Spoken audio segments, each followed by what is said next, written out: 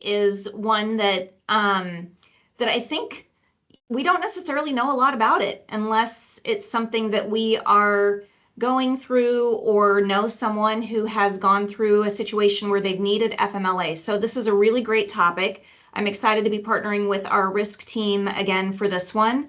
And so I want to go ahead and just turn it over to the team. I guess I should say I'm Christy Hernandez, Human Resources, work with the risk team every day. But Sarah, I'm going to turn it over to you so that you can start introductions with your group and we can get rolling. Perfect. And I am going to be monitoring the chat today. So if any of you have questions or comments at any time, please feel free to drop those in. I will be monitoring. And if it's not something we can answer right away, we will definitely connect with you after. We appreciate you being here today. This is just one little slice of our team here that handles some of our leave benefits. And we've got a good mix of folks here today. That's really, really good. We've got some newcomers. And for those of you who have been with us for some of the presentations before and maybe have been through the FMLA presentations, every time we tweak it a little bit more, thanks to your guys' participation and your feedback. And the trends in some of the new questions that we receive. So we truly appreciate you all being here today. While it's a basic overview, we definitely feel that there will be something to take away for everyone on the team. And now I'm going to kick it over to Jody. Yeah, thank you, Sarah. Good afternoon, everyone. I'm Jody Kuma, and I've been with the city since July of 2025, so about 8 months now, and I'm truly enjoying being part of the risk team. And I bring about 30 years of federal previous human resource experience, mainly in the federal government, in a variety of programs such as leave management and workers' comp, performance management, and such. So excited to be here and chat about FMLA. On to you, Beth. All right, and I'm Beth Olson. It looks like there's a lot of familiar faces in the crowd today, so hello, glad you could join us. Like Jody said, we work in tandem on FMLA, ADA, work comp for the city. Anything that we can help make this a little bit less confusing and helpful, we would love to do that. We do cross train and we check each other on different questions or things that we have. Sometimes we bring Sarah in. Our goal is to provide the best customer service we can to employees to help them when this is kind of a tricky process they're going through. So with that, I've been at the city for about 3 years, but prior to that, I was the HR director at Goodwill handling all of these things in a company that worked with a lot of people with varying disabling conditions. So it's been fun at the city. And with that, I will jump in and we'll get started. Today, we're really going to work through some basic FMLA definitions. We'll talk about types of leave and how these work with FMLA. Everybody wants to know, how do I fit in? What's my responsibility? So we're going to talk about responsibilities and processes. Then we have picked out some frequently asked questions that we get. We thought it'd be fun to share. And we'll give you guys a little bit of time for some question and answer if in case we missed something or you want a little more information. Now, I would say if you need something additional, reach out to us separately. As questions that come up here, we want to make sure they're not too personal and want to make sure we give them the time that they need. So save that for later. Other than that, we'll jump right in. You ready, Jody? Yes. Alrighty then, we're going to start with the foundation of what FMLA is. But first, we have another question for you. And just as a heads up, we have a lot of interaction throughout this presentation. Our question is, so whether it is your first time joining us or you have joined us within the past, the question is, what is the most confusing to you about FMLA? Or you might hear employees chatter about certain questions or the process. The other question would be, what are you dying to understand about FMLA? So if you could be so kind to drop your answers within the chat, and just like a good teacher should have told you, no question is a dumb question. Yeah, or maybe what brought you here today, or why were you interested in attending? All of those things can help us really provide information to people. And like Sarah said, have helped develop our presentations. It looks pretty quiet so far. It does. When it is used in with other leave options That's available. Yep, that's a Oh. perfect one. We're gonna, when do you need to apply? Awesome. Yep. We will Yeah, cover both of those. So your participation is gonna. Do you have to exhaust all of the available leave before qualifying for FMLA? We're going to touch on that one. When we're developing these presentations, we know a lot of these. We're always trying to think about, like, what are things we take for granted, or what do we need to make sure that we share so other employees understand this just a little bit clearer. And I use it for my in-laws. Employee earned sick leave being used versus FMLA. Yep, we're gonna talk about all those hot topics. So good. I think you're all right on target. When should a supervisor refer someone to HR for FMLA? And is FMLA required when work comp is in effect? Yes, Nicole, if you're eligible. We'll talk about it. Sarah, you're jumping ahead. Sorry. I know the answer. She did. Sarah did the easy button on that one. I did. Sorry. Right. Sorry, so she skipped it all. We're done, right? Yeah. Okay. Well, thank you. As mentioned, these are really great questions, and we will cover these throughout the presentation. So let's move on to the definition of FMLA. The Family Medical Leave Act, obviously most refer to it with the acronym that we use as FMLA, is a federal law enacted within 1993. And there are 4 important things that we want to cover about FMLA. FMLA simply protects your job for up to the 12 weeks while you're out of the office. It does not provide pay. However, employer policies are what will determine your pay when you're taking FMLA. Since January of 2023, the city and the county have updated their policies, and some of you may not be familiar with the updates or going off of outdated information.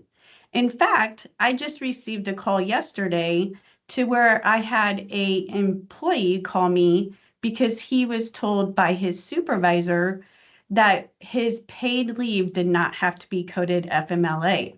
But we will cover that in a minute, which is obviously one of the many reasons why we began to conduct these briefings to educate and inform on the most recent process. So we appreciate you joining us today.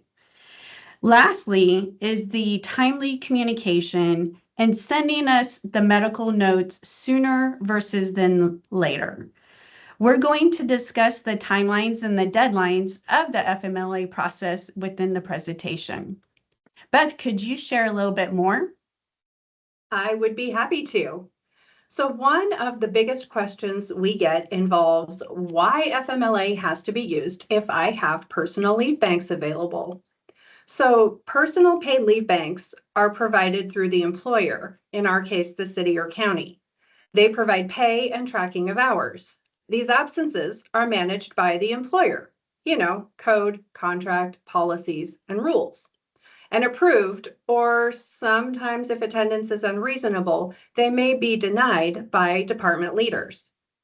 FMLA, on the other hand, has protections from denial or retaliation for qualifying medical events under federal law. FMLA on its own does not provide pay, and this is why they work together. Once we, as an employer, this means the supervisor, department, or our team are notified of a potentially qualifying event, we are obligated to make sure that we are designating it appropriately. And we don't get to pick and choose if we want to use FMLA. It either applies or it does not apply under that federal law. we like to use this example of an ice cream sundae. If you think about each flavor of ice cream as a different leave bank type, you've got your paid parental leave, your sick, your vacation, comp time, those different flavors of ice cream or leave. And then the sprinkles on top would be the 480 hours if you work a 40-hour week, or 12 weeks of FMLA, each sprinkle like an hour, going over the top of all of those. And every bite you eat of that sundae has some of those sprinkles. When you get down to the last flavor, we usually consider this leave without pay or absence without pay. So you have to eat through all of those other options before getting to that leave without pay, absence without pay. And then if we end up with an empty bowl, the sundae is all gone, then we would look into the Americans with Disabilities Act, which is another presentation that we hope you will join us for later this year. One of the things to remember too, we had a lot of questions in the chat about why do we have to use the other banks of leave? So we're using them in conjunction. FMLA actually isn't really like a bank of leave, of paid leave, as Beth stated earlier. You're eating those scoops at the same time. They run just right one on top of the other. So it's providing that layer of protection for you. Now, Allison Hansen, in conjunction with that, says, aren't our jobs protected while we are using our paid time off without FMLA? No, they are not necessarily. No. The example that I've given to people before is somebody could bring a doctor's note in 3 days every week and using sick time until it runs out, but that isn't necessarily acceptable attendance for the work to get done or for a department, if that makes sense. All right, Jody. All right. Thank you, Beth.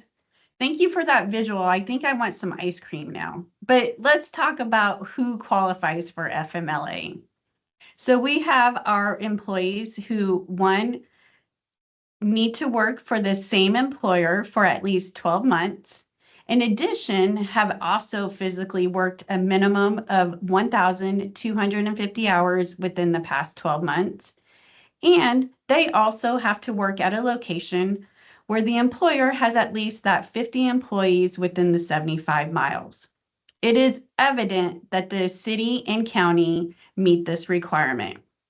So regardless of position, if they physically worked the 1,250 hours, they get FMLA, meaning on-call, temporary, and or our seasonal employees could be eligible.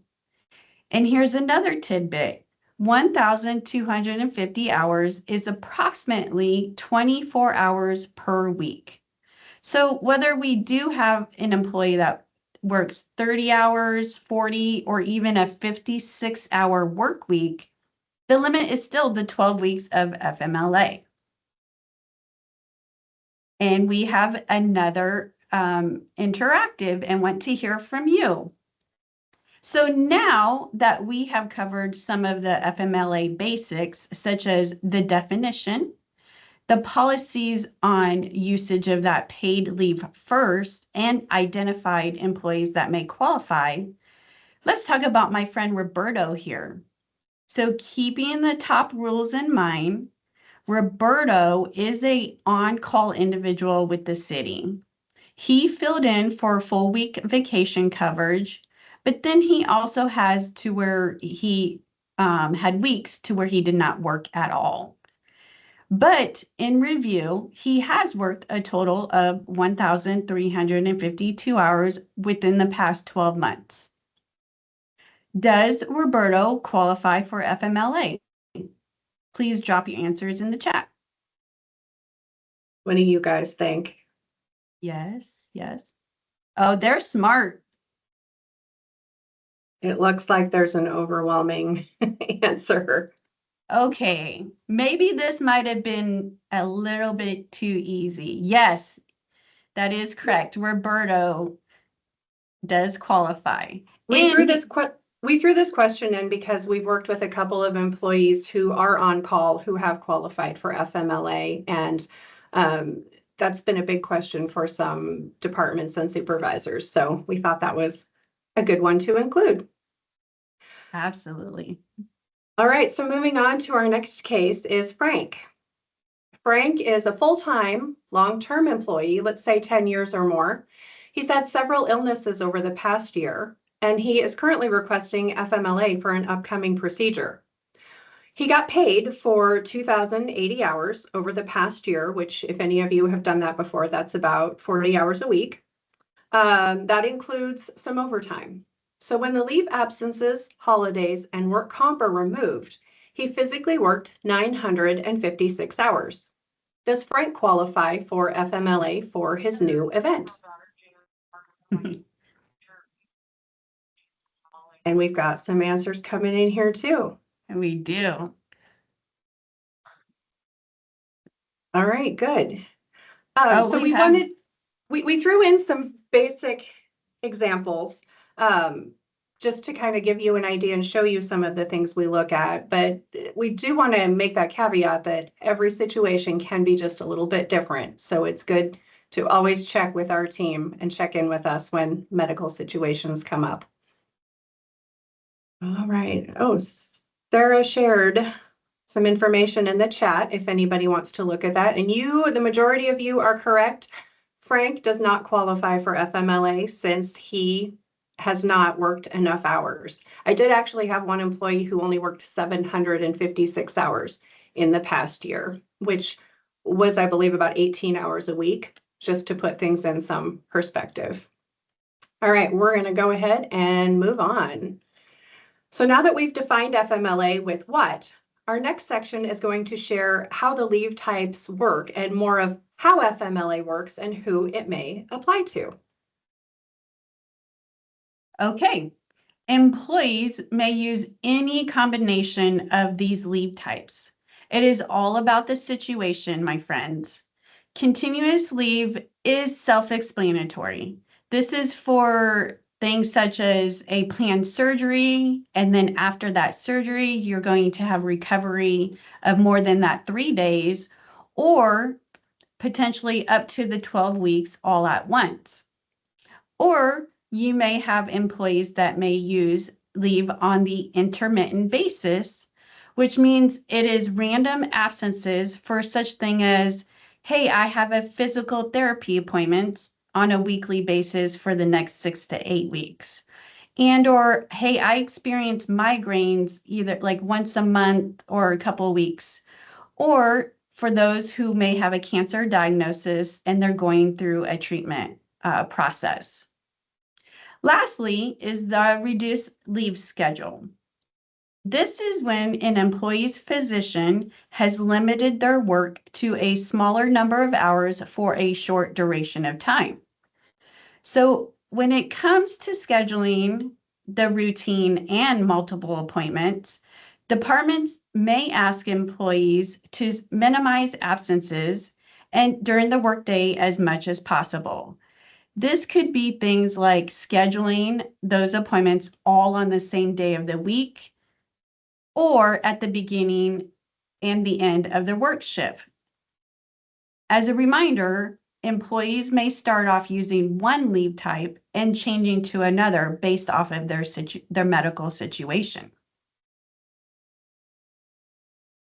Just in case we are hitting that afternoon lull, we have a poll for you. The question that Christy's going to pop up here is, what type of events can you use FMLA for? Okay, so I just launched it. Is it showing? It's showing a little bit weird for me. Me too. I don't It says see. results. Oh, there it is. Can you see the questions? I can now. Okay, I cannot. everybody else So I see hope them? everyone else can see those, or the options, I mean. Oh, here we go. They're showing up for me. So they are lengthy. There's a lot of words there. So let's give people a minute to kind of read through these, but select all that you think apply for this question, which leave FMLA be used for. And then click submit once you have your answers, and we'll take a look.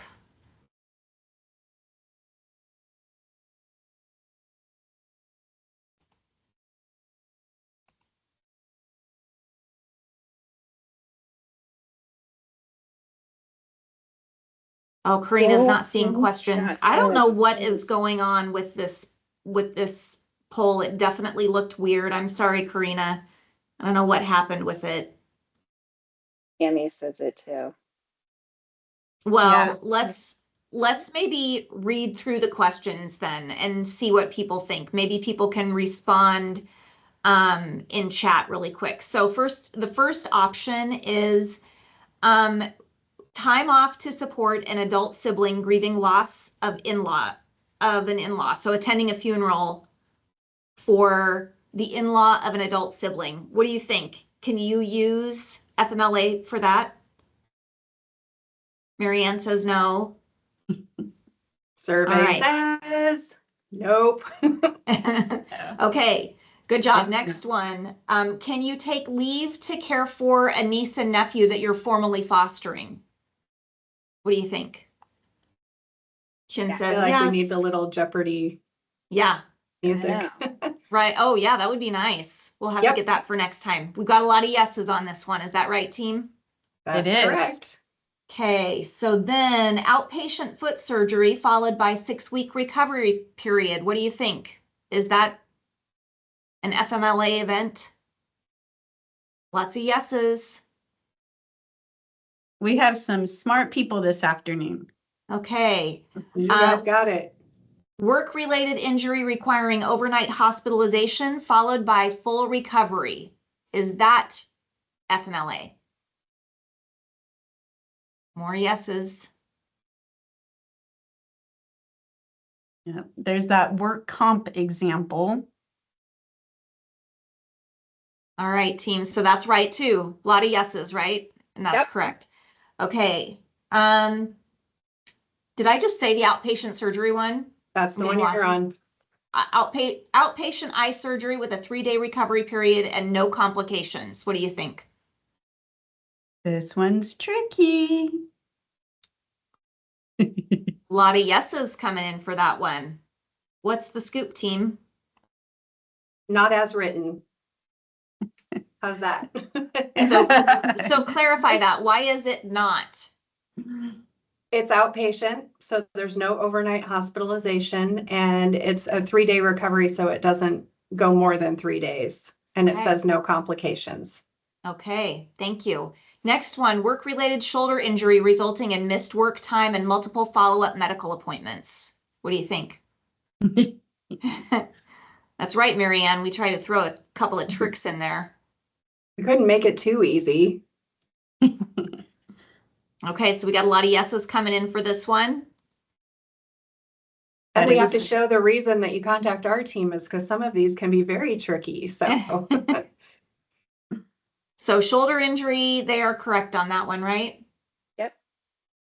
Okay, the next one is an employee who has worked for 8 months requests leave after the birth of their child. What do you think? Oh, that stumped people a little bit, I think. Oh, here we Oh, go. oh, very no, I think they nice. caught on to us. Yeah. Love it. So they would get PPL, but it is not FMLA until they hit their first anniversary. And then they could have up to 12 weeks of FMLA just to that child's first birthday, though, not to the first day that they started taking it and were eligible. And that, if that didn't make sense, talk to me later. Okay, thank you. Now the last one, taking time off for stress without medical certification or treatment. Is that one an FMLA event? Mental health days. All right. Yeah, we've got to have that medical documentation to support that this Yes. is a qualifying event to get those protections. Okay, nice job. All right. Thank you, everyone. Very nice job. So basically, there are 3 categories of FMLA. The first one is that serious injury or illness. The second is, as we've covered, is adding that new child to a family. And the third is being a military caregiver or having a qualifying exigency. So as a reminder, absences either do or don't qualify for FMLA. We don't get to pick and choose because it is the federal law. Beth, let's provide additional information on the leave events. All right, we're going to break these down. So we're going to start by talking about the first one, a serious injury or illness. And this is probably one of the most common reasons people use FMLA. But this isn't just missing a day of work or getting the flu. A serious injury or illness under FMLA would include things like the overnight hospitalization in a medical facility, more than 3 calendar days for the same condition, but it also has to meet a couple of other tests, that it has ongoing medical treatment, which is usually prescription, or you have to go to your doctor's office. Over-the-counter type things do not generally count. And then some people have chronic conditions or they're working on seeking a diagnosis. If anybody's been in that situation where I don't know what's wrong with me, I have to go in for further testing. I literally just got a text before this that my husband had a CT scan this morning. So all of those kinds of things can play into this as well. We think about things like migraines, physical therapy, cancer treatments, mental health has become a bigger medical situation that we've worked through. And yes, this does include workers' compensation because it's medical. Employees would qualify for FMLA when a physician says that they or a covered loved one are not able to go to work or school for one of these medical reasons. FMLA only counts when it is one of these relationships. You've got yourself, of course, but a legal spouse, a parent, could be biological, adoptive, or step. It does not include in-laws. Children under 18 years old, biological, foster, adopted, stepchild, legal ward, and it could include children who live in your home. A child over 18 would count if they are unable to take care of themselves because of a disabling condition. And then in loco parentis is in place of a parent. So we've had some situations where siblings have maybe guardianship over a sibling with a disabling condition. There are different situations that can come up where someone is taking place of the parent essentially. In a world where some of us are in what they call a sandwich generation, that means we're taking care of our kids and our parents. FMLA includes care we may need to provide for our loved one when they're needing help with basic medical, hygiene, nutrition, safety, transportation, physical care, or maybe psychological comfort. So sometimes you may not need to take all day every day. I may need to just take a parent to and from doctor appointments, where if my 5-year-old has a serious health condition, then I probably am having to stay home to provide care. So this is not the same as staying home with a kid who's just sick for 1 or 2 days. If leave is not treated by a physician, or we're just using over-the-counter medication, it's probably not going to rise to the level of FMLA, even if you do hit more than 3 days. I did have an employee whose child had hand, foot, and mouth disease that did not rise to the level of FMLA, and they were off work for 5 days. And let's face it, if our kids are homesick for 3 days, we're probably ready for them to go back to school. At least sometimes I am. Jody? The feelings are mutual, Beth. So now that we've learned some new information, we're going to jump in with another scenario, and we're going to review Juanita's situation. So Juanita's young son came down with a common childhood disease and was out of school for 5 days. Juanita stayed home and cared for him. And when they visited the physician, they were sent home for just rest and recovery. They did stop at the pharmacy and they were able to purchase supplies like the children's Tylenol over the counter and just other things to make her young son comfortable. She did provide that work note for absences. And given this information, does Juanita qualify for FMLA?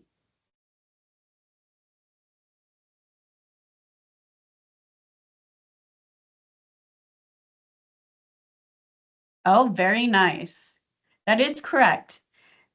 Is FMLA would not apply because one, obtaining over that counter medicine, as Beth mentioned previously, and the illness is not basically categorized as serious.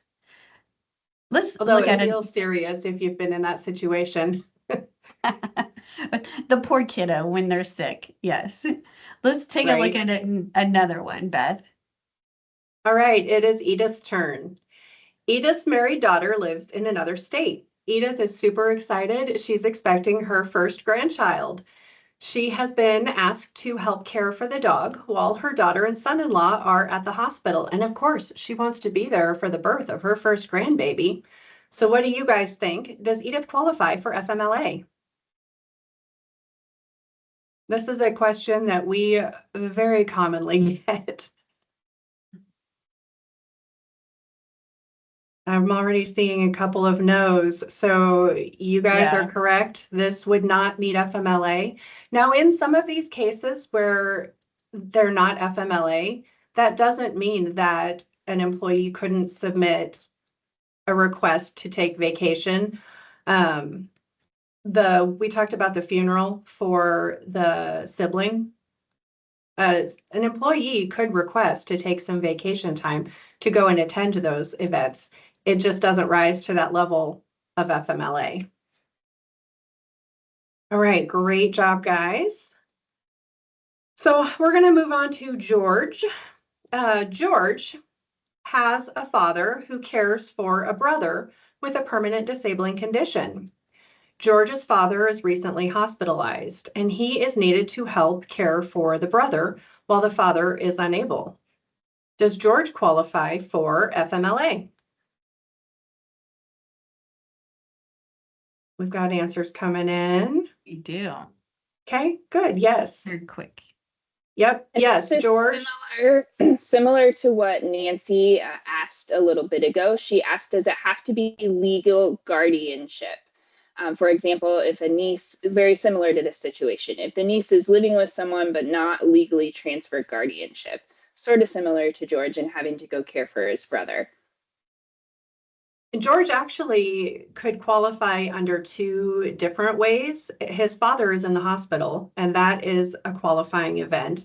But if he also needs to care for an adult brother with a disabling condition, he could have to provide care under FMLA for that as well. So great job, everybody. Jody? Yes. The second reason someone may need the FMLA is when adding a new child to the family. This could be for the birth of the child, fostering, and or adopting a child or children. Employees are eligible for up to that 12 weeks of leave through the first anniversary of the birth, adoption, or the foster event start date. 6 of these 12 weeks may also be paid through a newer leave bank, paid parental leave. The paid parental leave is the generous benefit, otherwise known as PPL, because we love our acronyms, right? It is a bargain benefit available to the city and county employees. The PPL does have to be used first before personal leave banks for the purpose of bonding. If employees would use the PPL intermittently, the department must approve prior to usage.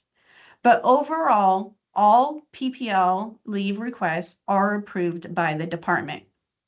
So typically, most of our birthing parents or our moms are going to use the 6 weeks right away after labor and delivery.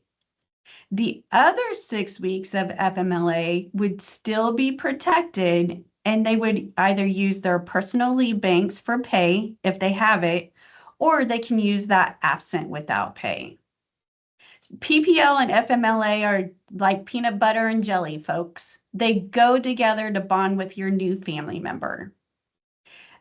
But also note is employees may be eligible for PPL even if the FMLA does not apply. So such as your employees, or if you're on an employee within your first year, you are not eligible for FMLA, but as mentioned, would be eligible at that 12-month mark.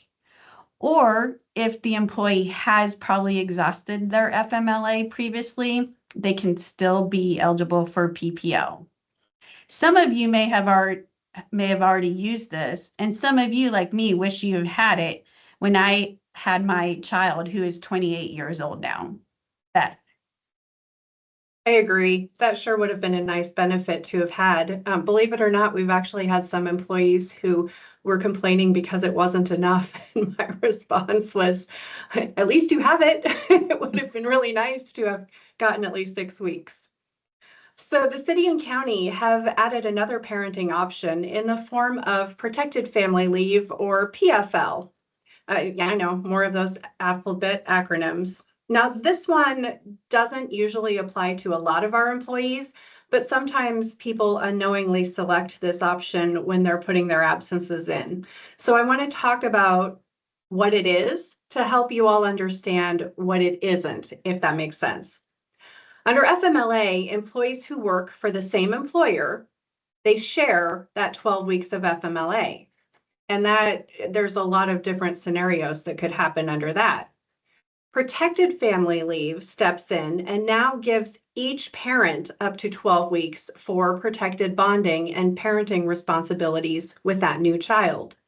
In using FMLA and protected family leave, they're very similar in what they do. Think of those sprinkles on our FMLA Sunday. There are a few structures built in and how to use these. All 12 weeks of FMLA must be used before the protected family leave. The FMLA is a federal entitlement. The protected family leave is a city and county benefit. If in doubt, we recommend using FMLA as the reason code. Since FMLA is federal, we can always go back and adjust as needed. I wanted to give an example to help you understand how these three benefits work together. So we've created this scenario. We have Monica and Joe are a couple who both work for, let's say they both work for the county. These employees work in different departments, and they're both wanting to take the first 6 weeks off at the time of the baby's birth. So as you can see on our slide, Monica and Joe both get 6 weeks of protected FMLA leave. They also each get 6 weeks of paid parental leave, which is how they're going to get paid. When we move into the next, after that 6 weeks, Monica decides that she's going to stay home with the baby for 6 more weeks, while Joe decides he's going to go back to work. So Monica now moves into 6 weeks of job protection under the protected family leave, and she's using her personal leave banks to get paid, while Joe, like we said, is going back to work. What this looks like at the end of that first 12 weeks is that Monica's leave entitlements or options under these have all been used. Joe has just used his first 6 weeks of FMLA and PPL. He still has 6 weeks under the protected family leave, along with his personal leave banks for pay to take time off for bonding up to that first birthday. But as you can see, they each only get 12 of FMLA and then 12 of the protected family leave together, if that makes sense. Did that example help anybody? Hopefully it did. All right, great. Jody? All right, the last event in which FMLA can be applied is related to military service, and it has 2 parts. One is for providing support to families preparing for deployment, which is otherwise known as that qualifying exigency. And then the other is caring for an active or veteran family member injured within the line of duty. So there's some military things in there too. Yeah. All right, we are winding down to the finish. It's time to talk about how we all fit into this process and what our responsibilities are. So just as similar to the phrase, there is no I in team, there is no I in FMLA. It is literally a team effort between the employee, the supervisor, department, and risk. Throughout the FMLA usage, the communication amongst the employee, the supervisor, and our team will help make the FMLA process run more smoothly. Please note we always include the supervisor that is listed within the Oracle timekeeping system and all the communication regarding all the leave requests we receive. We will work with requests to include others like the department director and or the HR rep when we are told so. We do note that privacy is often a concern and that we always address. HIPAA does not cover FMLA. Basically, all we need to know and all we share with the supervisor is confirming treatment by a physician, their situation meets one of those three qualifiers, and we have a time frame when that employee will be returning to work. And I would just note, if I just can jump in here, if I can just note, so Sarah, Jody, and I all have a professional standard, and we all work with that confidential information and have that line of what we can share and what we are not sharing. We don't have time, and we're not looking and digging through all of your medical records. And when we talk about confirming treatment, that doesn't mean we need to know what that treatment is. It just means we need to know that you are being treated by a physician for something that meets one of the FMLA standards. Sometimes that becomes a hot button for employees. Sarah, you got the chat? Oh, actually, if you can hang on, Allison, we will get to that. That's actually one of our upcoming slides. So I'll jump into supervisor responsibilities. We created the next couple of slides just to help clarify some of the responsibilities and roles. A supervisor's job is really to ensure that leave is designated appropriately. Make sure they instruct the employee to complete a request, or you may have to do one on their behalf. There are some timelines that we get into, such as 3 days to get out the rights and responsibilities and designation notices once we get that information. Supervisors approve time in generally Oracle, but there are a couple of other systems. So making sure we're entering that information in and checking the employee's absences. Allow employees to take time off. I know we've had some departments that find it hard to have somebody out of the office, and believe me, we understand. We've had it happen in our department as well. But really, employees do need that time to go to those treatments and to seek diagnosis and to take care of their health so they can come to work and be a better, healthy employee. Communicate. Communication is huge. Make sure you're reaching out to risk when you have updated information.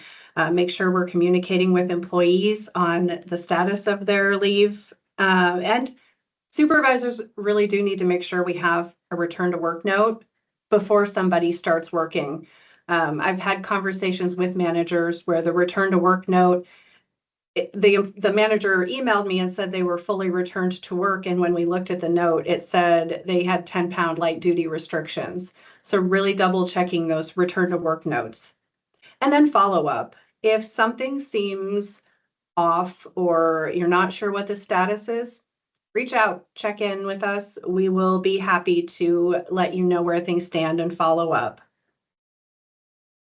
Now, while employers need to make sure we're getting that return to work note before an employee starts, it's also included in the employee's list of responsibilities. Remember that no I-in team that Jody talked about?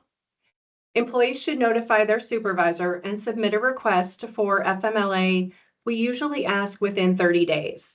I've had employees fill out a request like 6 months in advance. The paperwork kind of gets lost in the shuffle at that point. So 30 days or less. But again, if someone went to the ICU last night, they're not going to have time for that 30 days. So somewhere in that 2 weeks to 30-day window is the perfect reporting time frame. Employees need to provide required notices. Now, I would like to note some physicians use a third-party vendor. This is kind of a newer thing with FMLA. and they charge a fee for completing the FMLA information. We will work with you on notes available from your physician. However, that fee is a responsibility of the employee. There are not all doctors require that, and employees get to pick their own physicians. So that fee stays with employees. Make sure leave is used appropriately, that we are not able to lift 10 pounds at work and we're moving, for example, or water skiing. Probably not an appropriate activity if we have some leave for recovering.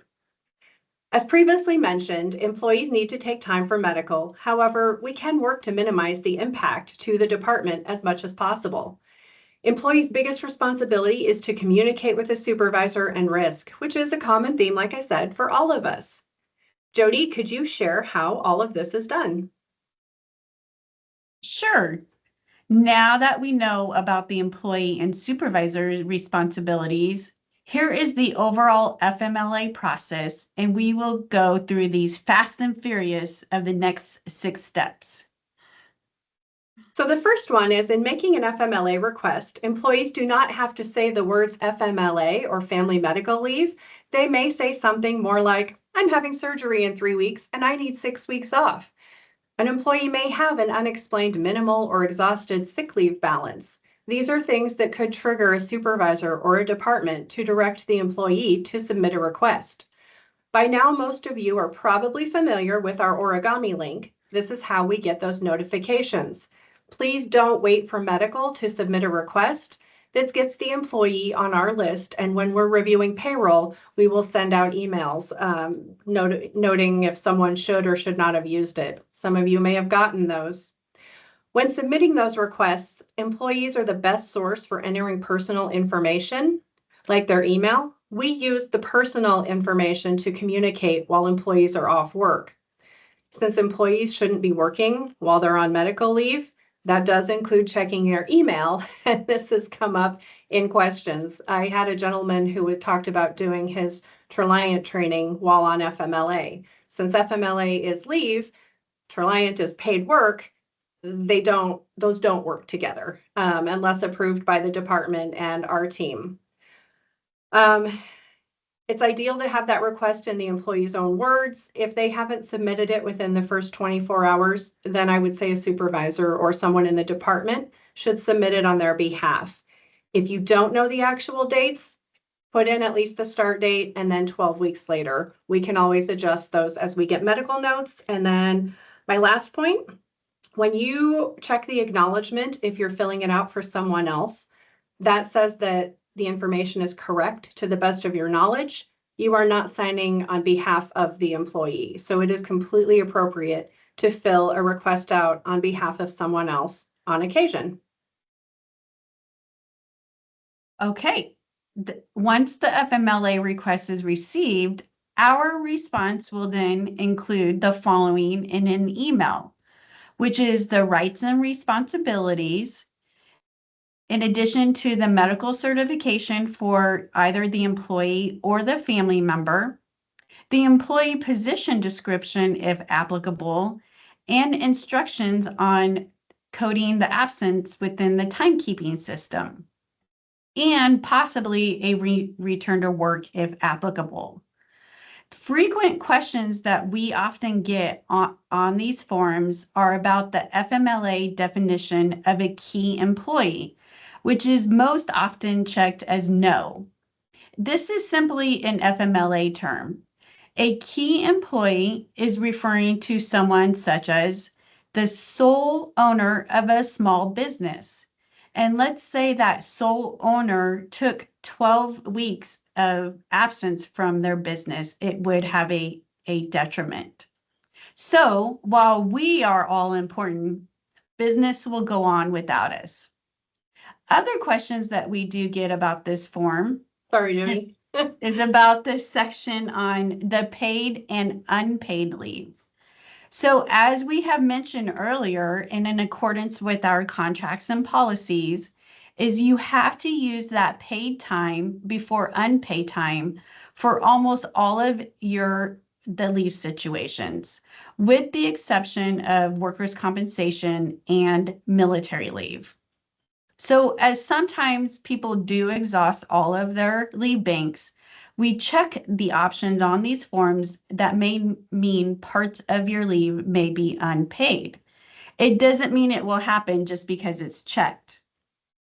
So employees who will take their position description along with their medical certification to the physician, and this helps that physician give us an idea of when the employee will be able to return to work and what they can do for their job.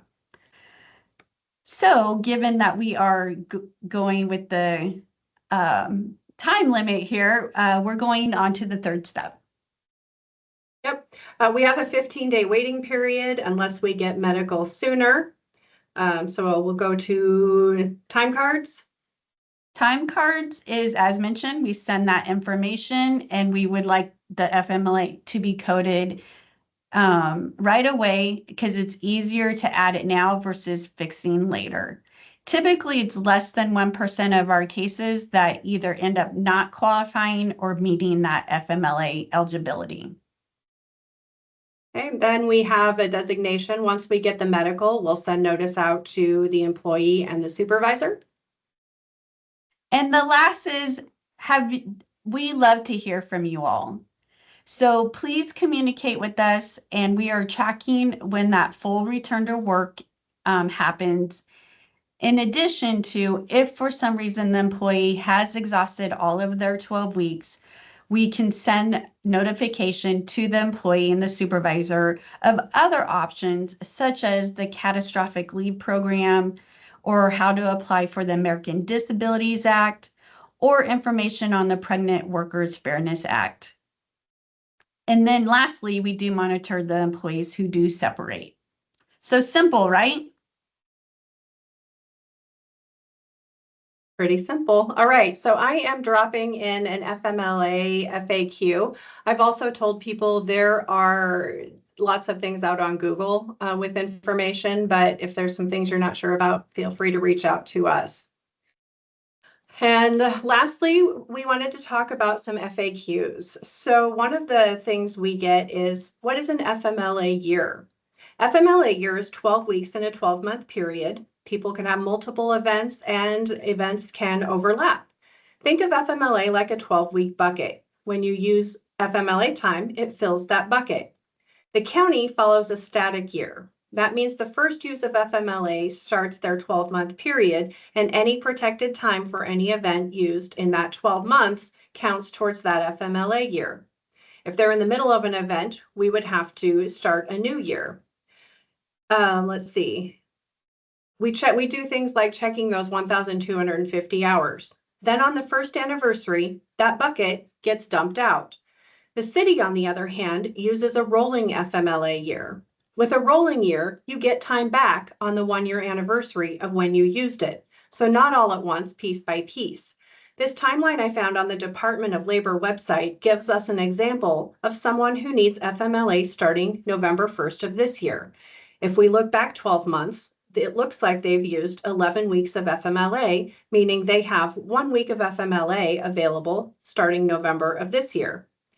Now, if you look at the example again, 4 weeks of FMLA were used from January 1 to February 1. So while they have 1 week from November to January 1st, on January 1st, they will get 4 weeks back.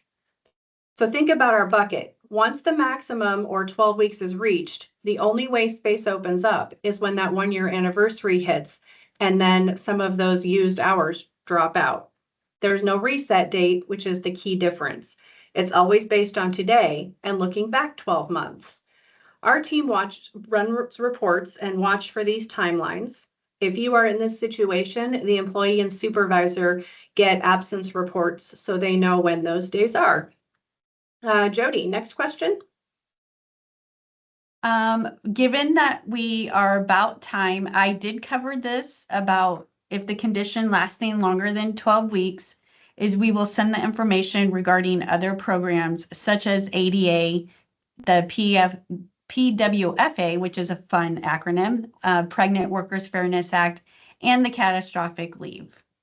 Okay, Perfect. Can an employee be disciplined while on FMLA? I believe Sarah answered this in the chat. So yes, performance issues unrelated or gross misconduct could still get disciplined while on FMLA. Reach out to your HR business partner or our team if you have questions. And then if someone does exhaust all of the options available to them under FMLA, ADA, and there's no clear expectation of return to work after at least 6 months, then the city and county may need to look at options to fill that position. Our team works with communicating throughout that process, so it's not a surprise. If someone does have a medical separation, they would leave in good standing and be able to reapply for a position that they would be able to meet the qualifications for. And real briefly is the common question is, of course, is how do those benefits work while on FMLA? So please know that your benefits such as the health, dental, and or vision will continue at the same rate you are currently paying.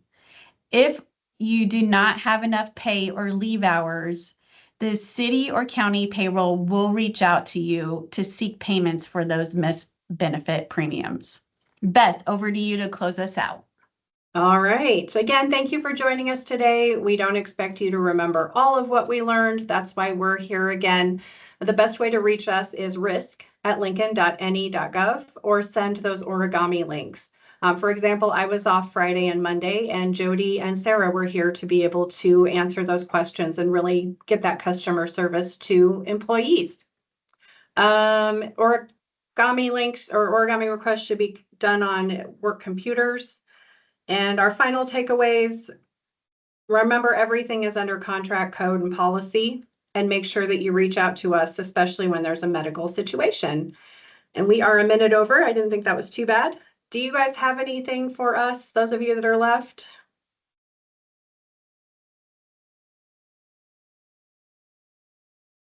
So Nicholas, so if you're talking about the paid parental leave and the leave aspects, that would be our team, Jody or I. You can reach out to the HR benefits team for benefits like health insurance and dental. And we generally copy them when we send out notices to employees. We copy the HR benefits team so they're aware. I'll put their email in the chat.